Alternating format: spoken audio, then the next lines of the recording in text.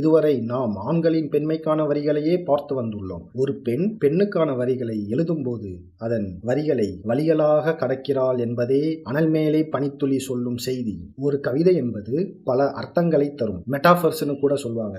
அந்த வகையில இந்த பாடலை நாம் எப்படி கான்செப்சுவலா டீகோட் பண்றோம் என்பதை பார்ப்போம். இந்த பாடலின் சூழல் என்னவென்றால், ஒரு காதலி காதலனை தேடி செல்கிறாள். சீதையை தேடி ராமன் வடக்கில் இருந்து தெற்குக்கு வந்தது போல் இங்கு சீதை ராமனை தேடி தெற்கில் இருந்து வடக்கிற்கு செல்கிறாள். இவள் சீதை என்ற போதே ஒரு கோடை தாண்டி செல்ல வேண்டும் அல்லவா? அவள் ராமனிட்ட கோடை தாண்டவில்லை, இந்த சமூகம் இட்ட கோடை தாண்டி செல்கிறாள். ஒரு பெண்ணின் காதலையும் அதற்கான மனத்தடைகளையும், ஒரு பெண்ணின் காமத்தையும் அதற்கான உடல் தடைகளையும் மனவலிமை கொண்டு உடலார மனமாற தனக்கு தானே எழுதிய பரீட்சையில் வெற்றி கண்டால், பரீட்சை என்றாலே நமக்கு நாம் உண்மையாக இருப்பதுதானே, வேறென்ன?